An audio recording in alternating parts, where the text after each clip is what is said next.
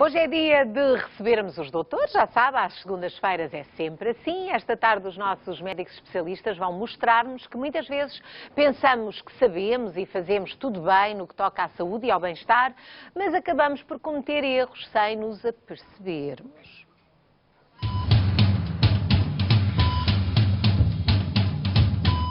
Recebam com aplauso os doutores do Boa Tarde.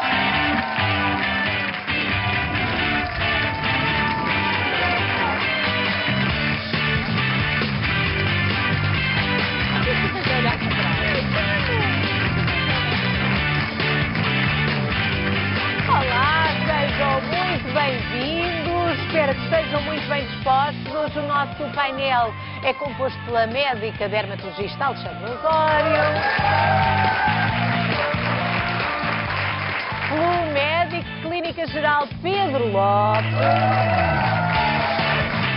pela médica ginecologista Bárbara Betancourt e pelo médico pediatra Sérgio Pinto. E como eu já disse, hoje dedicamos a nossa consulta com os doutores a falar de erros que todos cometemos, mas antes disso quero ouvir a opinião dos nossos médicos especialistas sobre uma notícia da atualidade, que diz que a saúde quer encarecer produtos com excesso de sal e açúcar já em 2015, já para o ano. A notícia que veio no Jornal Público avança que o objetivo é melhorar os hábitos de consumo dos portugueses através da aplicação de taxas extraordinárias a doces e a salgados, à semelhança do que se tem feito noutros países da Europa.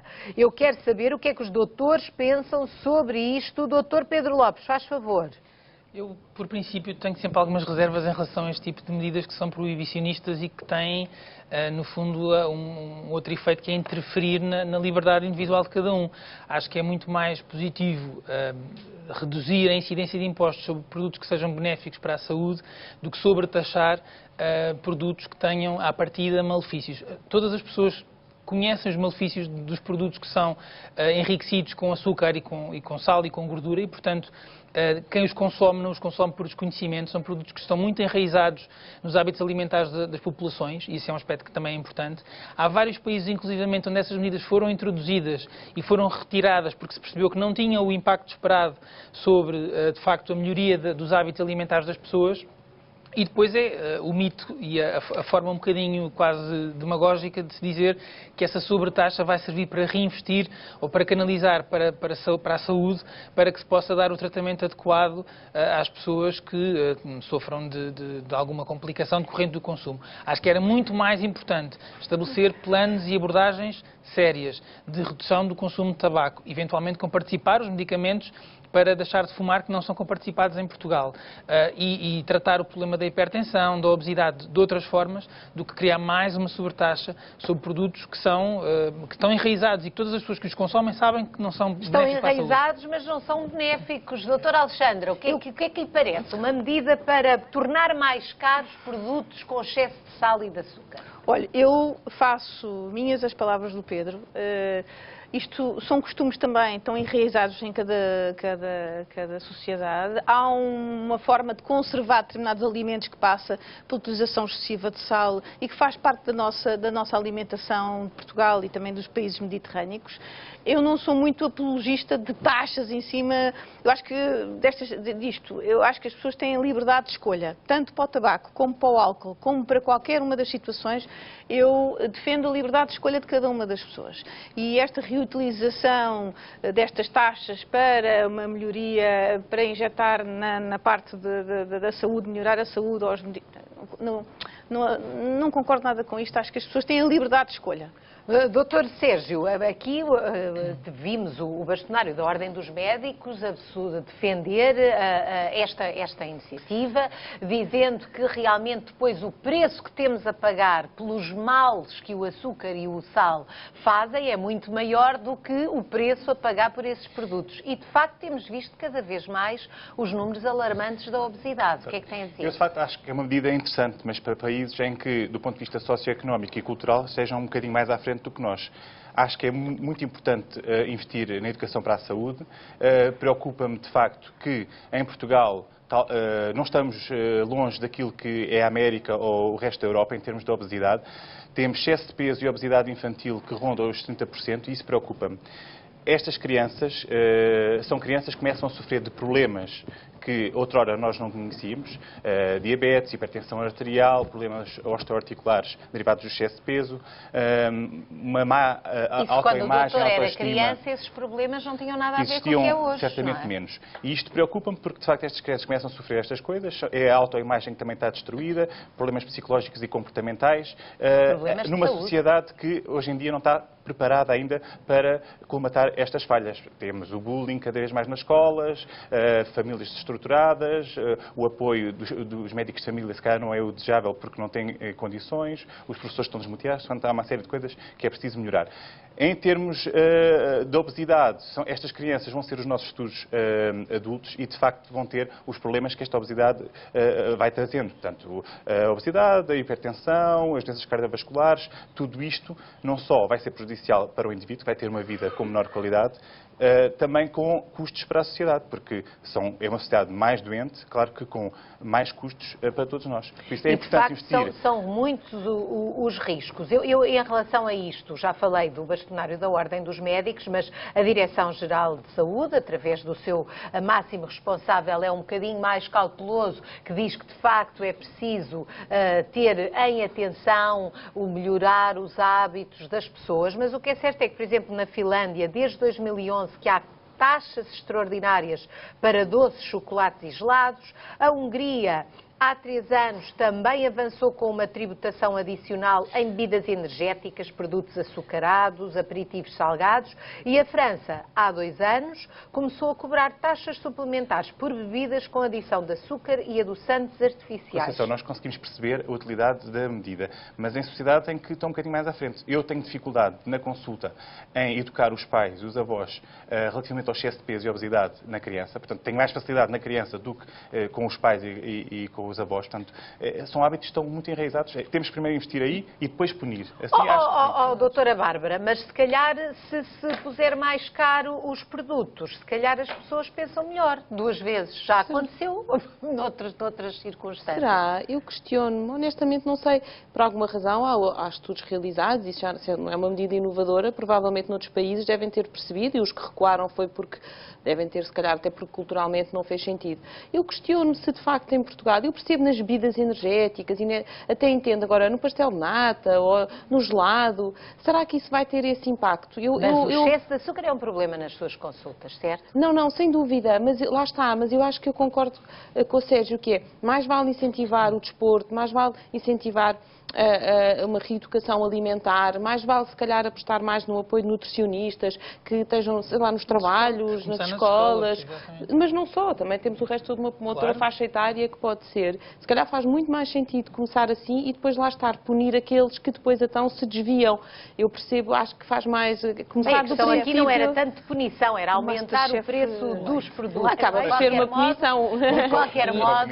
De qualquer modo, é importante que os doutores façam estas chamadas de atenção, que têm feito muitas vezes aqui no nosso programa. A verdade é essa, muitas vezes, quantas vezes os doutores não alertaram já para os perigos do sal, para os perigos do açúcar, e todos os médicos aqui presentes e outros que têm passado por aqui já testemunharam muitos casos de doenças complicadas que era absolutamente escusado se as pessoas tivessem outros hábitos alimentares. Posso lançar aqui um desafio?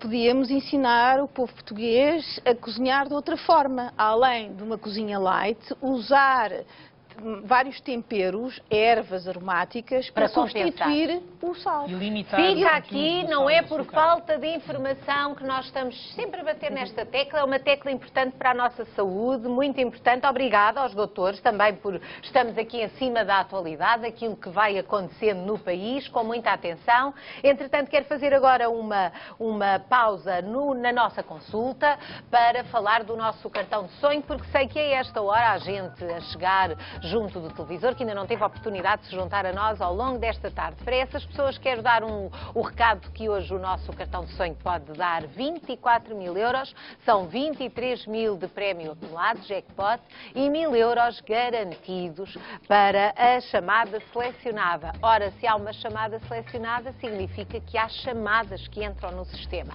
para o número de sempre, o 760 20 60 20. É este número de telefone que lhe pode dar acesso ao cartão de sonho e com o cartão de sonho bem recheado pode fazer muitos planos, até coisas boas pela sua saúde. Portanto, faça favor, esteja à vontade, ninguém é obrigado a marcar, não há limite máximo do número de chamadas, pode fazer as que quiser. De cada vez que marca o número, tem um custo de 60 cêntimos mais IVA. E hoje, de facto, quando chegarmos à altura de entregar o cartão, eu vou logo entregar 1.000 euros, não é? Esses são garantidos e depois tem que me dar 4 algarismos para ver se acerta no jackpot, no código do cartão. 23.000. Está o recado dado.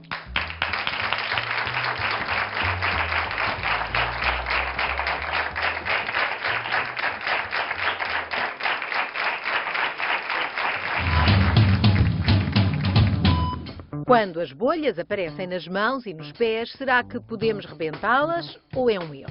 Descubra a resposta já a seguir. Vamos começar a passar em revista alguns erros que cometemos e cometemos muitas vezes. Começamos com uma questão para a nossa médica dermatologista.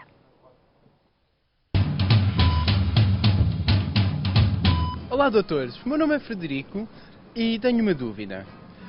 Sempre ouvi dizer que é mau rebentar bolhas, mas eu tenho tendência a fazê-lo de qualquer forma. Será que estou a fazer mal?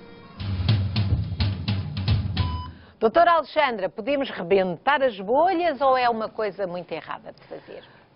Vou já dar a resposta, é muito errada. É muito errada? É muito errada. As bolhas aparecem, no fundo são são umas estruturas arredondadas de vários tamanhos, que podem aparecer em várias zonas do corpo, seja na mão, seja na planta dos pés, seja em outras zonas do corpo, com várias causas, e que têm um líquido lá dentro, e elas vão crescendo, crescendo, crescendo, e naturalmente elas devem arrebentar naturalmente, ou há uma absorção do líquido interior da boca. Que líquido é esse? Isso forma-se como defesa? Como defesa, sim. Da fricção em cima da pele, imagina no calcanhar, que temos aqui um desenho, há fricção, a pele mexe muito, até que aquilo há uma dissociação da pele, aparece ali uma zona aberta e que depois há a produção de líquido. Ui, que horror! Isto é que era uma bolha horrível. Isto é arrebentar, isto era. Não era adequado. Não era adequado. E, portanto, nós sofremos muito nas zonas de fricção, quando fazemos uma caminhada, muitas vezes as bolhas aparecem, a maior parte é na zona do calcanhar ou na planta do pé, quando usamos um calçado inadequado, ou na zona dos joanetes, quando usamos um calçado bem apertado durante algum tempo, mas também pode aparecer na zona das mãos, não é? Se aparecer noutras zonas do corpo, nomeadamente no abdômen, pode ser devido a várias picadas de inseto ou de uma queimadura, ou alguma reação alérgica a um medicamento. No caso das mãos, nós temos outra situação, pode ser uma queimadura, portanto uma queimadura química ou elétrica ou de outro tipo. Também pode ser porque usamos muitas vezes as mãos para pegarem em pesos, quem faz ginástica e não protege muitas mãos com as luvas, ou quando pega em pesos recorrentemente numa enxada e não está habituado. Ou quem trava barras paralelas também, não é? Pronto, aparece a primeira reação de defesa, são o aparecimento das bolhas. Mas há aquele célebre método de furar a bolhinha com uma agulhinha, deixar lá a linha para o líquido ir saindo. Isso tem alguma contraindicação? Tem. A abordagem não é arrebentar a bolha. É deixar a bolha cicatrizar por ela só, porque a pele tem uma estrutura de defesa contra a entrada de micro-organismos, seja de bactérias, seja de agressões que podem acontecer ao tecido subcutâneo. O que eu aconselho é proteger bem aquela zona com os pensos que ultimamente têm aparecido no mercado, que ajudam com substâncias hidroativos e antibacterianos, que se pode aplicar diretamente aqui na bolha, não pressionar a zona para não rebentar a bolha e para ela ir desaparecendo progressivamente. Também pode-se pôr um creme, ultimamente tem aparecido também, para cicatrizar melhor e para não deixar marca nenhuma. E ou um penso, sobretudo, um penso depois de esterilizar bem com um líquido acético e uma compressa esterilizada. Não deve friccionar muito, nem aumentar a pressão naquela zona, porque pode muitas vezes a bolha, quando está sob tensão, provoca dor. Eu recomendo, quando a bolha está sob tensão, tem uma base muito encarnada, muito inflamada, a pessoa não consegue caminhar, tem uma dor brutal, o que eu aconselho é que, de uma forma controlada e estéril, usando uma compressa estéril, pode rebentar um bocadinho a bolha para sair o líquido, mas tem que fazer um penso adequado e tudo desinfetado. Na dúvida, recorram ao farmacêutico ou a um médico que possa vos ajudar, ou um enfermeiro, um centro de enfermagem. E nunca arrancar a pele. Não, aí é que não mesmo. Aí é que não mesmo. Agora, furar com uma linha e uma agulha, nem pensar, porque isto é entrar bactérias lá para dentro e pode dar origem a uma inflamação muito maior da perna, que eu vou chamar aqui o nome celulite, que não é celulite de pós-estética, é uma celulite da perna que tem consequências brutais, que a pessoa fica com a perna inchada para o resto da vida e não recupera. Portanto, atenção a isso, coisas que nós achamos que não faz mal nenhum podem ser um grande erro. E o próximo é talvez dos mais comuns, nem sei se é bem erro, porque nós quando costumamos ver alguém que está a sentir-se mal, seja por má disposição, por dores, por irritação, é muito comum oferecer o quê? Até vemos isto nos filmes. Um copinho de água com açúcar. Vai logo tudo a correr, copinho de água com açúcar. Será que estamos a fazer o mais acertado? Dr. Pedro, água com açúcar? Até parece mal se não houver alguém a oferecer um copinho de água com açúcar. Parece que ninguém se interessa. É assim, a água com açúcar tem, de facto, algumas propriedades, mas não é para primeiros socorros. Se nós estivermos a pensar numa situação de ansiedade extrema, em que a pessoa está, de facto, numa situação de extensão de desmaio ou algum tipo de situação desse estilo, mas relacionada com uma situação nervosa, a água com açúcar não vai resolver o problema. O açúcar e a água não têm propriedades calmantes. Obviamente que o cuidado e o facto de terem atenção faz com que, muitas vezes, essa situação melhore ligeiramente. É um miminho. É um miminho, exatamente. Eu digo água com açúcar ou outra bebida, portanto não tem esse benefício. Quando falamos das situações já mais médicas, ou seja, se falamos, por exemplo, de uma situação de hipotensão, ou qualquer situação que possa levar a tensão baixa, ao desmaio ou à sensação de desmaio, deve mesmo evitar-se dar água com açúcar ou qualquer outro líquido. Porquê? Porque quando estamos perante esta situação há alguma abolição dos nossos reflexos. E muitas vezes, quando a pessoa tem tensão baixa, sente-se fraca e é exatamente nessas circunstâncias que as pessoas têm tendência para dar água com açúcar. Exatamente. E como tem os reflexos diminuídos, estar a forçar a ingestão de um líquido pode levar ao engasgamento. E depois aí passamos a ter dois problemas, a hipotensão e a asfixia. Portanto, quando a pessoa está de facto numa situação dessas, deve-se, em primeiro lugar, ajudá-la a deitar-se no chão para evitar uma queda desamparada e daí resultar algum traumatismo. Se a pessoa estiver a respirar e estiver bem, ir mantendo alguma conversa para perceber o grau de consciência e de colaboração da pessoa, mas colocá-la em posição lateral de segurança para evitar, lá está, se houver, por inibição de reflexos, algum tipo de conteúdo a refluir do estômago para o esófago e a pessoa estiver a vomitar, não haver aspiração do vómito. Isso deve ser evitado porque podem daí decorrer complicações. Em que situações é que a água com açúcar pode fazer sentido? Quando existe uma hipoglicemia, desde que a pessoa esteja consciente... Portanto, isso só no caso da pessoa ter diabetes e saber, não é? Ou não, às vezes há situações de pessoas, e hoje em dia com a situação económica que estamos a viver, há muitas pessoas que não fazem as refeições todas ao longo do dia e, portanto, muitas vezes com uma atividade física mais exigente e com uma má hidratação, acabam por incorrer em situações de hipoglicemia. Portanto, não é assim tão raro quanto isso, nem é só um problema dos diabéticos. E mesmo algumas pessoas que fazem medicações crónicas podem ter essa complicação. Mas quando há uma situação de hipoglicemia, tonturas, a pessoa começar a transpirar e se puder ser essa a situação, pode de facto, desde que haja uma situação de consciência plena, ingerir um bocadinho de água com açúcar ou pôr simplesmente um pouco de açúcar debaixo da língua para ajudar a reparar os níveis de glicose no sangue.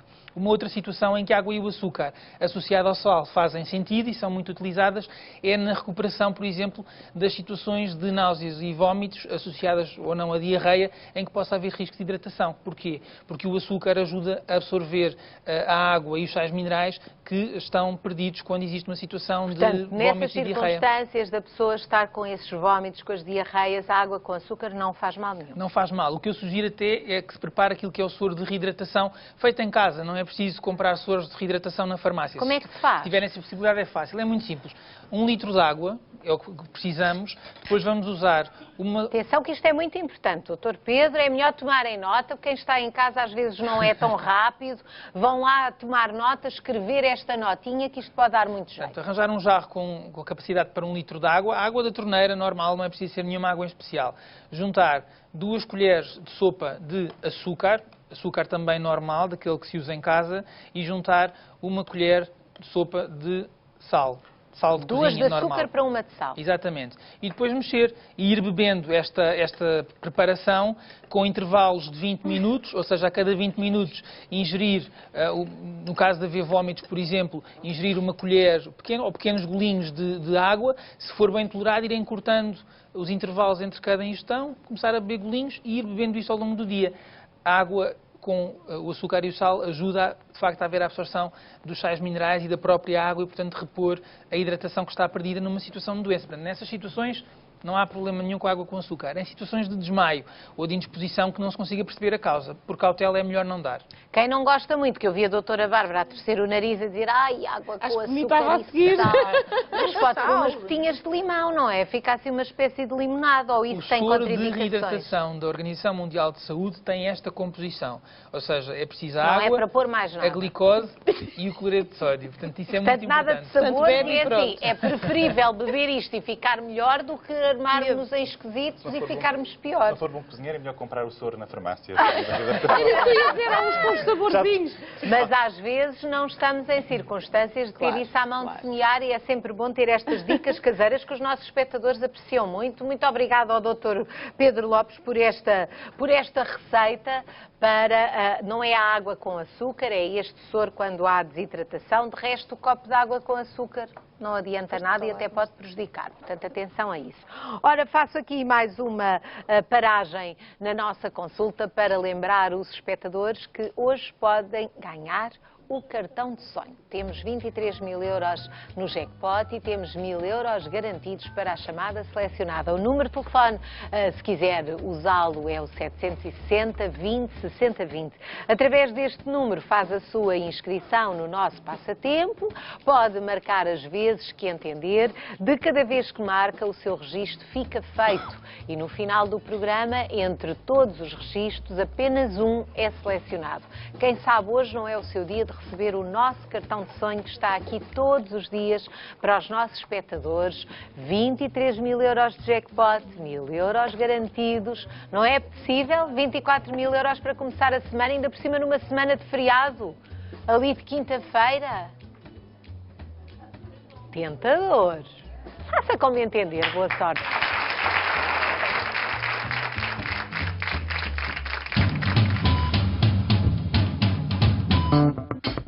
Já a seguir, os doutores explicam os erros de limpar os ouvidos.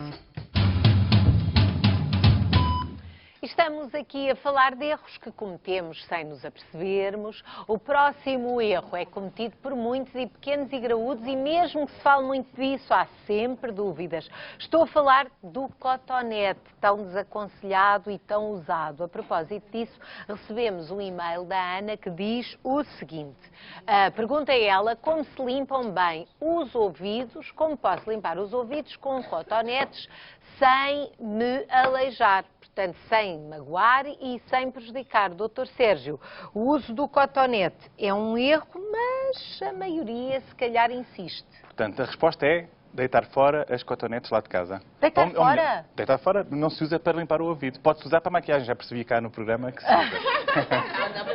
Portanto, temos de perceber, antes de mais, que a cera é fundamental para o nosso ouvido. A cera protege-nos. A doutora Alexandra a dizer, ai que horror, e muita gente lá em casa, já não vamos espreitar o ouvido da doutora Alexandra para ver se ela tem cera, se não tem.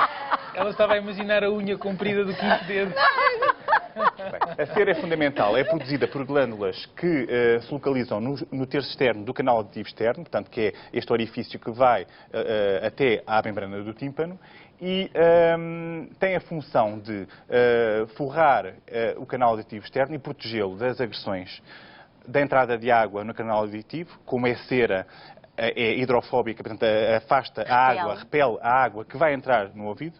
Por exemplo, ainda no outro dia aqui falámos também de um inseto, por exemplo. E ao mesmo tempo, aquelas propriedades da cera vão reter corpos estranhos, por exemplo, inseto, areias ou outras coisas mais sólidas que possam entrar pelo canal auditivo e que possam lesar tanto o canal auditivo como mesmo a membrana do tímpano, que é uma membrana muito fininha, muito sensível e que é fundamental preservar para ouvirmos como deve ser. Portanto, a cera é produzida e é constantemente libertada. Sai pelo orifício externo do canal auditivo, naturalmente, porque a cera é fluida, por um lado, e pela anatomia do canal auditivo, que tem uma conformação ideal para ela ir escorrendo devagarinho. Agora, realmente há pessoas que se queixam muito porque acham que produzem cera demais e ficam muito preocupadas e têm um bocadinho a opção de andar sempre a limpar. Portanto, é preciso avisar dos riscos disto. Dos riscos não se deve usar as cotonetes. Mas não quero ninguém com ouvidos sujos, que é horrível, não é? O ouvido, para o auricular, como outra parte do corpo, deve ser lavada todos os dias no banho e depois seca com uma toalha. E eu recomendo sempre, o que deve entrar no canal auditivo deve ser um dedo. Este dedo é o que deve entrar. Envolvido numa toalhinha, e é isto que deve entrar. Mais nada. Porque há riscos de usarmos a cotonete. Eu tenho aqui um exemplo, que é um pavilhão auricular cheio de cera. Sujo. Que horror. E vou usar esta cotonete, eu estou a dizer esta porque é feminino, que vai tentar limpar. Tem que se mostrar para ali, doutor. Vai tentar limpar, favor, vamos tentar remover a cera. E o que é que vai acontecer? Vamos mostrar aqui. Eu, ao limpar, estou a empurrar a cera, como podem ver aqui nesta mangueira, para dentro do canal auditivo. Portanto, e é isto que acontece. Onde não havia cera, passa a haver. Ou seja, esta cera que está contaminada de micro-organismos e corpos estranhos vai sendo empurrada. Vai ser alojada lá dentro. Para dentro do canal auditivo e vai ficar cada vez mais ressequida e vai ter dificuldade em sair. E vai se acumular. Portanto, nós ainda estamos a prejudicar o ouvido de fazer aquela função de ir deitando fora a cera, não é? Isto pode mesmo ser tão abundante, esta acumulação dentro do canal, que pode mesmo entupir. E aí o otorrino tem que intervir, fazer uma aspiração e resolver eventual lesão que possa existir no canal auditivo. Portanto, cotonetes não, só o dedo ou a toalhinha para limpar. Só o dedo ou a toalhinha. Estamos conversados sobre isto. E agora vamos espreitar o ouvido da doutora Alexandra. Agora, vamos... Este é o otoscópio, que é o instrumento que habitualmente usamos para espreitar. Então, esse é o instrumento que dá a visibilidade do canal auditivo. Mas ela pediu para eu não mostrar e eu não vou mostrar. Esteve aqui só a ameaçar. Doutora Alexandra, livrou-se de boa. Mas não sei se o doutor Sérgio quer que nós vejamos as imagens que habitualmente um médico tem quando espreita um objeto dessa natureza. Sim. Não sei se quer. Portanto, este é um vídeo que demonstra o interior do canal auditivo. Não é o meu. Podemos ver aqueles pelos que são normais. Pelos exterior, isto é o lá que este aparelhinho...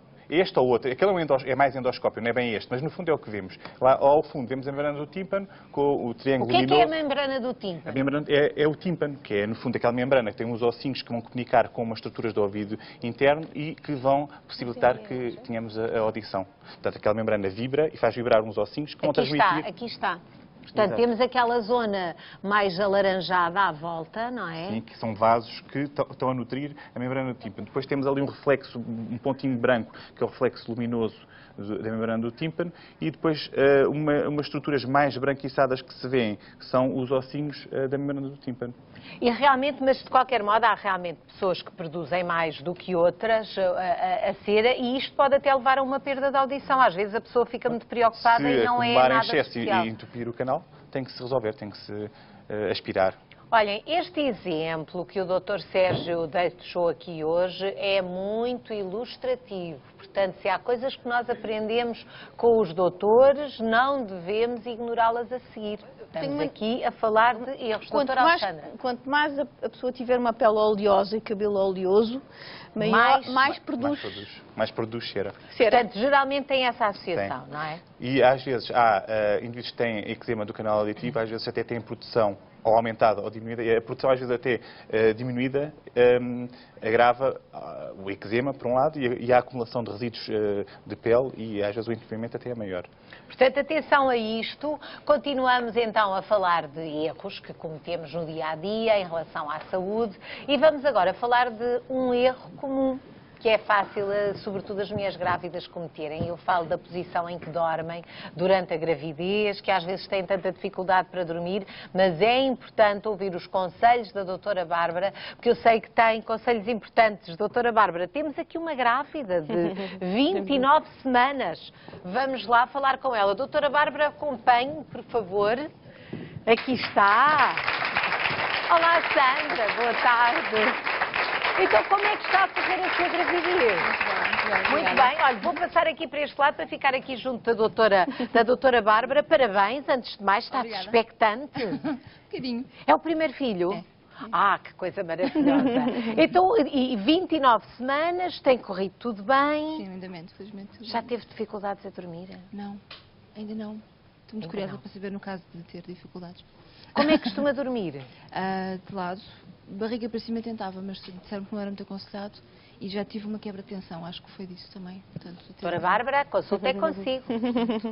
Eu acho que esta é uma fase importante, as 29 semanas, porque durante a primeira metade da gravidez, não só o útero não é tão pesado, o bebê não é tão grande e, portanto, não comprime tanto as estruturas, os vasos, quer veias, quer artérias que estão situados na parte de trás do nosso abdômen e, portanto, perto da nossa coluna, e que quando a barriga começa a crescer e a grávida está deitada de barriga para cima, de alguma maneira o peso acaba por dificultar a passagem de sangue. Sangue esse que vai nutrir o bebê, levar tudo o que o bebê precisa através da sua irrigação. E, portanto, ao comprimir, esse sangue não consegue lá chegar e, portanto, não é aconselhável que a grávida esteja de barriga para cima a partir de determinada altura da gravidez. Nós temos um vídeo que se calhar era importante nós vermos para a doutora Bárbara. Exemplifica exatamente aquilo de que estava a falar.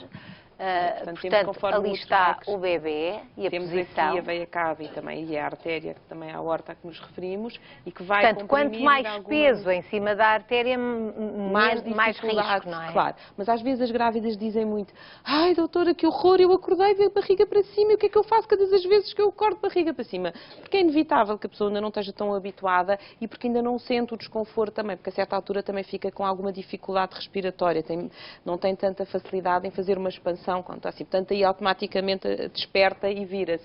Mas ali a meio da gravidez há muito esta inquietação de quando eu acordo. Não é nenhum drama, atenção, mas é uma preocupação que a pessoa deve ter. Por outro lado, também temos que é a coluna, porque o que acontece é que também o próprio peso da barriga começa a provocar uma alteração também e um desvio da coluna. E, portanto, muitas vezes durante a noite, e neste caso da Sandra, não é, que até tem alguma patologia, tem uma doença, não é, que foi operada ou que tem uma cirurgia ortopédica da sua coluna, mais ainda. E, portanto, a posição de lateral também às vezes tem que ser de alguma maneira salvaguardado o próprio peso do bebê, porque ainda inclina mais a coluna para baixo e, portanto, há muitas grávidas que acabam por pôr algumas almofadas, de preferência nada de muita, por baixo da barriguinha, de maneira a que não caia tanto e não fique tão desconfortável. Algumas grávidas também, às vezes... Então, se calhar, doutora, desculpe interrompê-la, mas se calhar o melhor era a Sandra exemplificar, não é? Sim. Agora vai ficar... Não fica a dormir, Sandra. Não vimos todos. Não vimos todos por aqui fazer uma sonequita. Portanto, em relação a dormir de lado... isto não é? Isto não é aconselhável, nem sequer está confortável. Mas era assim que costumava dormir, Sandra, habitualmente, não é? Adormecia muito frequentemente assim. E agora acorda assim mesmo, deitando-se de outra forma? Não, acordo sempre de lado. Acorda de lado. Ela porta-se bem. Pode exemplificar, portanto, doutora Bárbara. no fundo é virar de lado, para a direita, para a esquerda, de preferência para a esquerda. Melhor, não é? Estas são um bocadinho grandes, talvez, mas um dos objetivos de quem faz, e esta cama também acaba por enterrar um bocadinho, mas o que se faz quando a barriga começa a ser muito grande é de alguma maneira proteger, portanto, de maneira a que não caia. Baixinha, uma almofadinha que tampar aqui um bocadinho esta zona. Depois também há grávidas Ai, estou a passar por estigmatismo, desculpe. Que acabam também porque este próprio também, em termos osteoarticulares da bacia, também às vezes dá algum desconforto e o que acontece, acabam por colocar também, aqui há uma almofada que acaba por dormir confortável. Para mim, o que eu acho o problema disto é que depois, era o que estávamos a falar eu e a Sandra, é que depois a pessoa quando acorda e quer se virar, tem uma logística de almofadas para virar para o outro lado e acaba por despertar. Portanto, também tem que se arranjar aqui um meio termo entre o que é confortável e o que é que faz bem. Já há algumas almofadas preparadas, já há algumas almofadas no mercado que acabam por conseguir com uma só fazer tudo e, portanto, a pessoa só tem que fazer esta logística. Aquelas tipo chouriço servem para uma grávida ou não? Há uns chouriços e há assim umas em forma de U. Eu acho que depois é a experiência de cada uma, a experiência da amiga, a pessoa vai conhecendo outras coisas, vai um bocadinho ouvindo umas dicas dos médicos e do que há também em blogs e tudo isto também acaba às vezes por ser o gosto pessoal, como uma pessoa se identifica, isto sente-me bem, também depende da cama, depende das almofadas que tem em casa.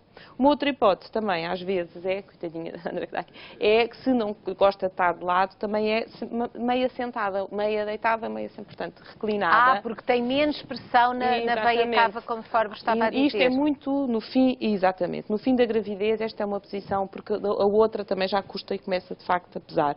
E esta é talvez até às vezes um bocadinho mais, e pela própria azia, que é uma das coisas que aparece no fim da gravidez e que, portanto, esta posição não só respeita de alguma maneira o bebê, a coluna da mãe e depois a própria azia, que é um dos sintomas muito frequentes na gravidez. Portanto, às vezes até um bocadinho mais. Mas, de qualquer forma, a doutora Bárbara, que para aquelas grávidas que possam ficar ansiosas porque adormecem numa posição e de repente acordam noutra, pelo menos o ter essa preocupação já faz com que pelo menos alguma parte do sono seja na posição mais correta, não é? Claro. Sim. Não, é claro que deve-se ter esse cuidado, não é? Mas não é...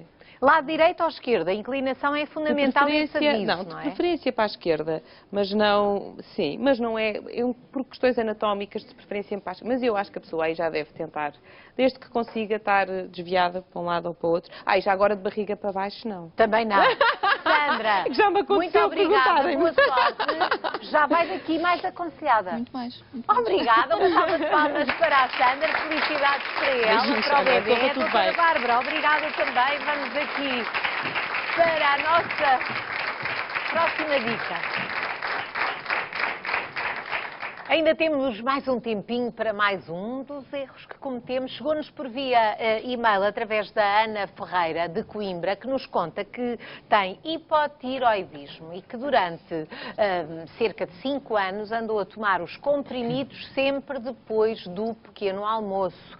E não era depois, era antes, o que fez com que a Ana tivesse engordado. E a questão que ela coloca é a toma errada do medicamento provocou um aumento de peso. Doutor Pedro, isto faz sentido?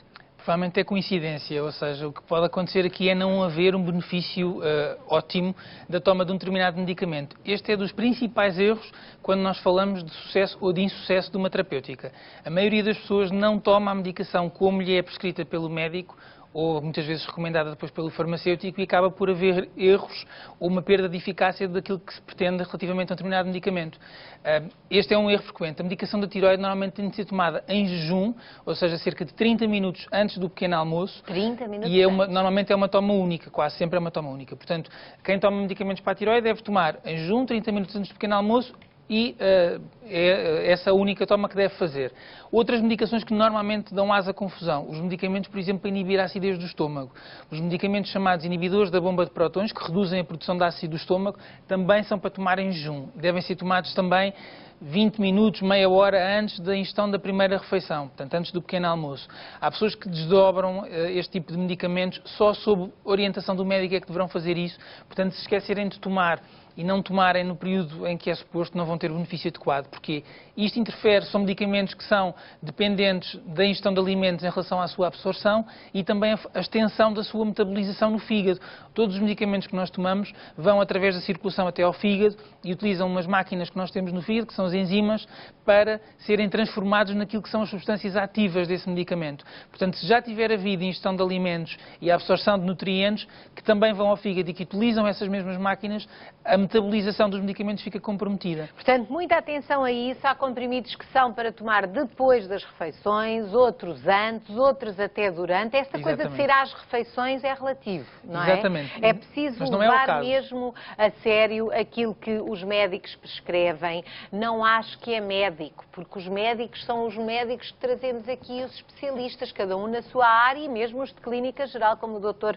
Pedro Lopes. Portanto, eles é que sabem. Ora, os nossos médicos especialistas mostraram-nos que, embora achemos que estamos a fazer as coisas corretas, muitas vezes podemos não estar a fazê-lo, podemos estar a cometer erros, e erros ao ponto de nos colocarmos em perigo sem querer. Por hoje despedimos-nos. Na próxima semana cá estarão os doutores com mais assuntos que nos interessam para a nossa saúde. Uma salva de palmas para eles.